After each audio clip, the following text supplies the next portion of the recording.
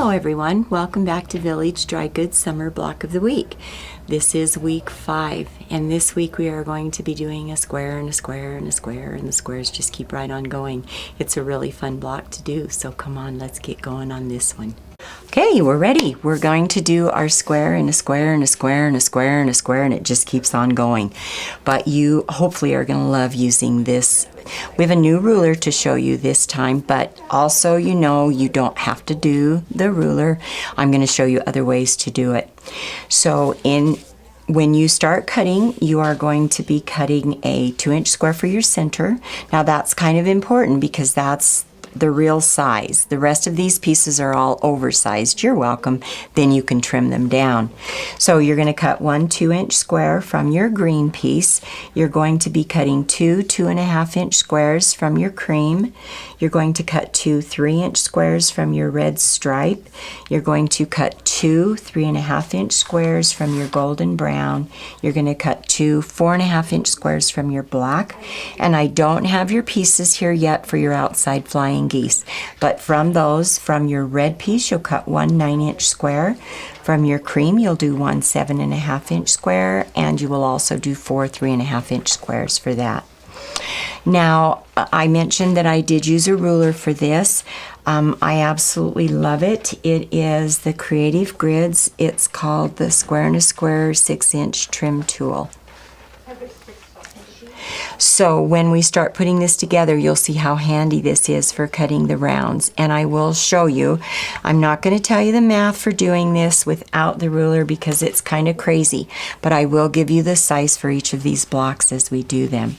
So the first thing that we're going to do is we are going to take our 2-inch center square and I better back up a second. We've got to cut all of these squares in half. So you're going to cut each square in half diagonally. Now, when you come to the red and the gold, now the gold is just barely a directional fabric, but if it will bother you going different directions in your block, make sure you cut it this way. To get everything going in the same direction, you cut opposite. So top left corner, bottom right, bottom left, top right. Doesn't matter if you go either direction. You just need to make sure they are going opposite. So do that with all of your squares. Now I've got all of my squares all cut. I'm going to start putting my blocks together. So first thing I'm going to do is I am going to lay my two pieces, only two, on my square. I am going to flip this over, and I would take my scissors and I'm going to trim those dog ears. This makes it really nice when you do that because then as you sew them on, you're not dealing with all of that extra in there. Can you see? That's what this piece is right here. So I'm going to do that and sew it on opposite sides. Press them out towards the triangles, sew the other two on the opposite side, and press that out again towards the triangle. We're always going to be pressing these out towards the triangle. Then I am going to take my ruler and I am going to come over here and see where it says block A1. I am going to center that over the middle of my little square. So here we are. We've got our ruler all lined up there with that second square. Now I'm going to cut this.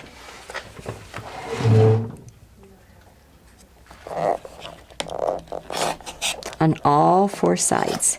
So I've cut it on 2 sides. Now I'm going to rotate this around, center that block in the middle again, and I'm going to cut the other 2 sides. There's my first round of my square and a square with perfect 1/4-inch seams left all the way around that. Now I'm going to be repeating that process with every single one of my squares that we've cut out. Now I'm going to show you this block, which has our next round on it. I did not use a ruler. I used a regular ruler. I actually used my 6.5-inch Creative Grids, and I did my very best job, but because the math is weird, it doesn't always work very well. But use your 1/4 inch on your ruler. You can lay that on there and come both to the side and to the top of your points. Don't trim off your points, and trim that. Now, what happened to me as I was doing this, I was not able to get a full 1/4 inch seam. I can ease that into my block when I'm done, but I'm going to have to be real careful with my points. So you can do it without the ruler. Just be careful. And you're going to just keep right on going. The rest, I have used the ruler, but here's my red one. I've got that guy all trimmed. Then again, I'm going to, oh, excuse me. On your red, remember that was a stripe, so I've got to remember to take my 2 pieces from the same block, and I'm going to sew those onto the opposite sides. Then when I sew my other ones on, do you see how that makes all those stripes go in the same direction? Same thing is going to happen as I use my gold pieces.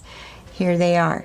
Now, every time I put those first 2 pieces on there, I'm going to trim those dog ears off.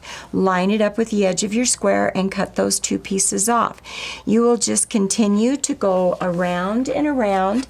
If you're using the ruler, it has block A1, block A2, block B1, and block B2. Every time you make a new round, you just put that ruler right on for the round that you're in. So here would be this one. I would trim those 2 sides, rotate it, and trim the opposite 2 sides. Keep going and going and going until you come to your very last round. Then you're going to take your ruler and you're going to lay this with your, I'm sorry, it's really hard to see this because it's black on black, but here is my outside line. I'm going to lay that right on my block, and I'm going to trim 2 sides, rotate, and trim the other 2 sides. So when I have finished this, I have a perfect 6.5 inch unfinished size. Now let me backtrack and tell you what sizes these other pieces are going to be. When you finish this first little guy right here, this is going to be 2 5/8 inches.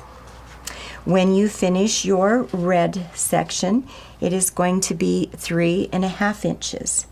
When you are finished with your gold, it will trim to 4 3/4 inches, and your black is 6.5 inches. When we're finished with our center block, which measures 6.5 inches, we are going to now put our flying geese units going all around our star. We are going to take our 9-inch red, and we're a 7.5 inch cream. Make your flying geese units, sew those 2 onto the sides. Then you're going to take your 4 squares, sew those onto the sides of your remaining 2 flying geese. And voila, there we have our square in a square in a square for week 5. Now, I have to do one more thing really quickly, and I have to thank my friend Renee. Without her help, this summer project would not be possible. She takes my scribbles, which look a lot like this, and turns them into fabulous patterns for us that then, oh, well, I'm so sorry I don't have a beautiful pattern. You'll just have to get yours when you get your block of the week. But thank you so much. And she also films me and makes me look semi-intelligent. So thank you so much. I'm proud to call you my friend.